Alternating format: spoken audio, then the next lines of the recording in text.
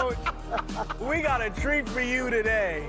Trip down memory lane. You guys love that, huh? Love it, man. We look young, Coach, didn't we? Well, you look young. I had hair. I looked old even when I was young. Nah, Coach, your hair was black and you was as fiery as ever. You know what happened, Sam? You gave me your hair. This is actually a toupee I got from your, no, what happened your was, coaching days. I couldn't beat him in the playoffs and then my hair fell out. That's Sam Mitchell, who spent 18 years as a player before earning Coach of the Year after his playing days, and that is Stan Van Gundy, who has 4 decades of coaching experience, including 12 years as a head coach in the NBA. On today's show, NBA TV Film Room, these two savants, they're going to take us and break us down through some of the X's and O's as we're seeing around the league from some of the most successful teams. Since we worked on this show during the NBA Finals last year, it's only appropriate we start with the 2 teams who played in the Finals. First, the defending champs. We all know Steph Curry, regarded as the greatest shooter of all time. But this season, he's also dishing out 7 assists a game, the second best of his career. You see the assist-to-turnover ratio great in the clutch. Stan, Steph has always created shots for others by just being on the floor, but directly getting his teammates scoring opportunities. What is he doing this season? Well, he knows he's going to draw other defenders. First of all, this starts with the rebound. He's averaging a career-high rebounds right now. He averages more rebounds than Draymond Green. You see on the break, he draws 2 defenders to stop him. They leave Klay Thompson wide open. This is going to happen again here. He comes off the flare screen. Strus is so worried about him, he leaves Klay Thompson. 2 wide open shots for Klay Thompson because Curry's so great. Here he gets bull up, which creates the passing angle to Klay for the layup. And then watch here. As soon as he catches it, look how quickly his head turns to look up floor. Disregard the fact that he ran 3 steps to make that pass, but it's a great pass to Klay Thompson for the layup. Now, you heard the name he kept saying, Klay Thompson. Absolutely. The other Splash brother. Seems like he's getting his form back. Right now, we know 20 games into the season, he's still shooting under 40%, from 3-point range, still averaging less than 20 points per game, which are beneath what we've seen him do in his career. But, Sam, there was a stretch of 5 games where he shot over 50% from 3-point range. And like we just saw, it was Steph finding him for easier opportunities. What are you seeing that there might be hope that Klay may be returning to that Splash Brother form? Well, he's starting to move without the basketball. Earlier when he came back, he was just kind of a standstill player, letting the offense come to him and hoping that guys can find him for shots. Now, he's getting his rhythm back. He's moving, he's cutting, and that's the Golden State game.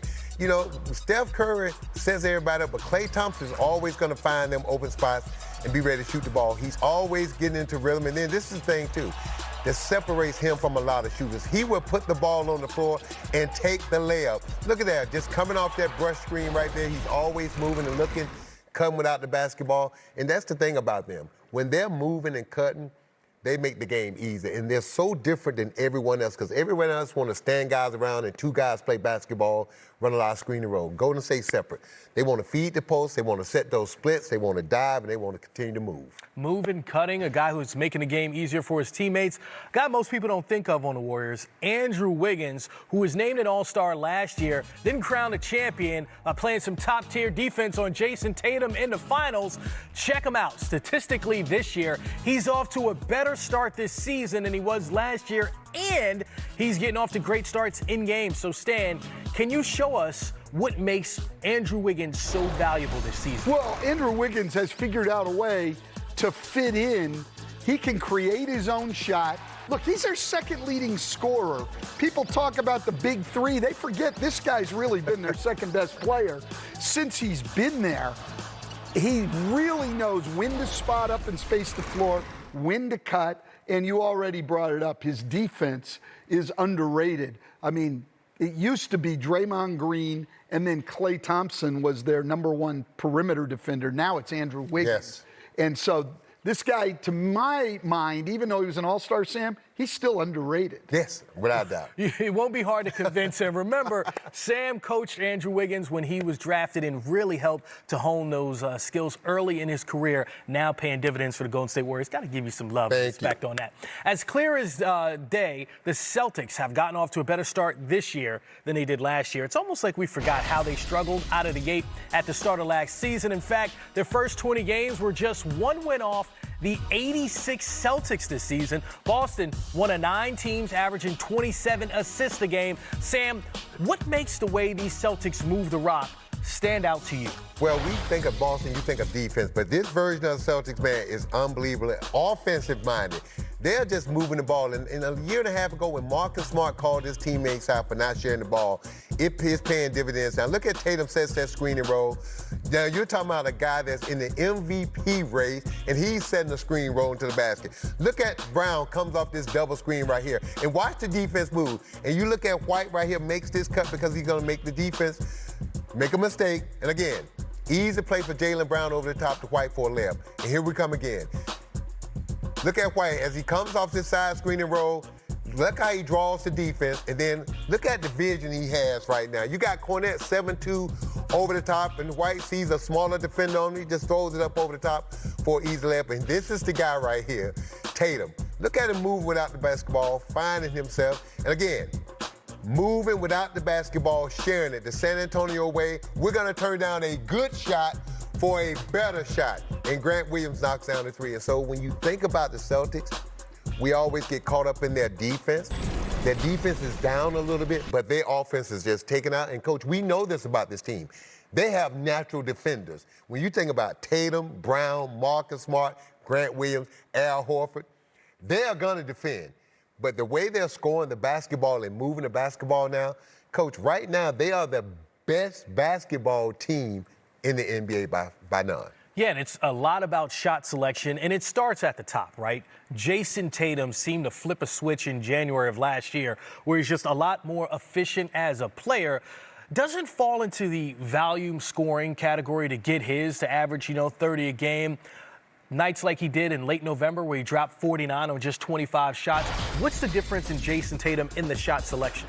Well, I think, number one, as you go on in your career, you understand what a good shot is and what it isn't. But he's also gotten a lot stronger.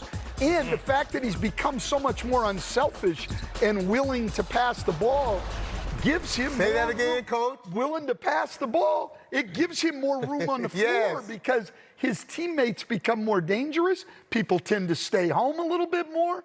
You get room. And Jason Tatum, I think, really figured that out last year, and Jaylen Brown. Yeah.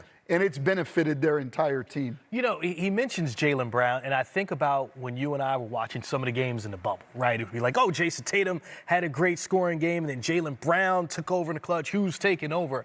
Jaylen Brown seems way more confident in his role, way more comfortable. Sam, what are you seeing from Jaylen Brown not forcing things and taking good shots on his end? Well, I just think he understands what this team needs right now. He understands that Tatum may be the focal point offensively, but Jaylen Brown is no slouch himself. Look, Jaylen Brown averaging almost 27 points a game. Look at these numbers. 51% from the field. But Jaylen Brown's identity when he came into the league was as a defender, a guy that can do everything. Now, he's honed his offensive game and is taking it to another level. But the thing that I love about him, he plays both sides of the basketball.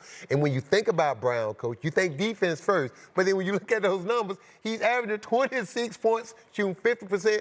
These two guys as a forward combination, Coach, they got a chance. And people haven't talked about this, to go down as the greatest combination of forwards on the team ever in the NBA. When you look at their offense and their defense, hey, they separate themselves from everyone. They're both two-way players. And I think that's what separates the best teams. It always does. Coach can't be having to, in the playoffs, decide, am I going with my defensive guys or my offensive guys?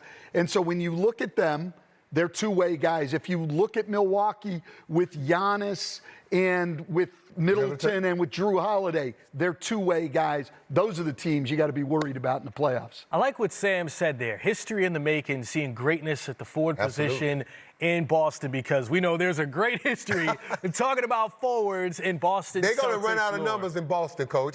You're going to have some people win. Triple zeros. Hey, man, triple-digit numbers. Hey, speaking of a guy whose jersey